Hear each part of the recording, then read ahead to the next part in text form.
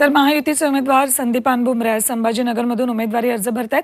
त्याआधी जोरदार शक्ती प्रदर्शन केलं जाते. अर्ज भरण्यासाठी काढण्यात येणाऱ्या रॅलीमध्ये मुख्यमंत्री एकनाथ शिंदेंसह अनेक दिग्गज नेते उपस्थित राहणार आहेत. अर्ज भरण्यासाठी निघताना भुमरेंना त्यांच्या कुटुंबियांनी औक्षण करून ओवाळलं आणि निवडणुकीसाठी शुभेच्छा दिल्या. यावेळी बोलताना भुमरे भावुक झाले. याआधी बाळासाहेबांच्या आशीर्वादानं विधानसभा लढलो होतो आणि आताही लोकसभा लढणार असल्याचं त्यांनी सांगितलं आणि यावेळी विजय आपलाच होईल असा विश्वासही त्यांनी व्यक्त केला. थेट जाऊयात आमचे प्रतिनिधी विशाल करोळे यांच्याकडे. विशाल, भुमरेंच्या शक्ती प्रदर्शनावेळी रॅली काढताना मुख्यमंत्री उपस्थित राहणार असल्याचं कळतंय.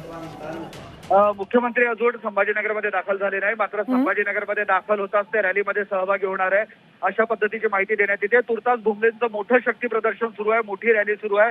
त्यांच्या या रॅलीत भाजपचे दिग्गज नेते दाखल झालेले आहे.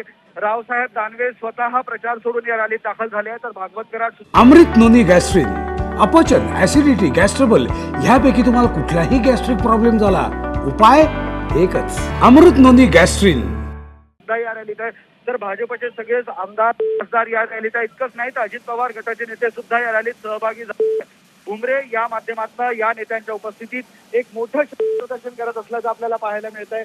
संभाजीनगरमध्ये क्रांती चौकात त्यांनी या रॅलीला सुरुवात केली आहे आणि विजयाचा विश्वास व्यक्त करत मला या रॅलीला जमणारी गर्दी हेच माझा विजय खेचून आणतील असा भुमरे दावा करतायत.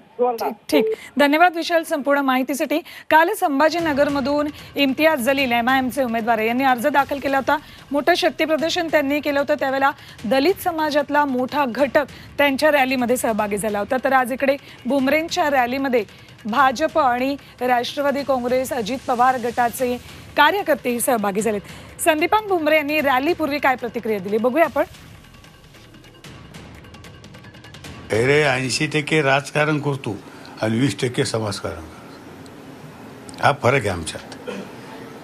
आज खैरे तुम्हाला खैरेला झोप येणार नाही, त्याचं आज संतुलन बिघडणार आहे. तुम्हाला काही ना काही तो बोलणार आहे. आज काय बोलून द्या, त्याचं उत्तर त्याला कसं द्यायचं ते आपण मतपेटीतून देऊ त्याला.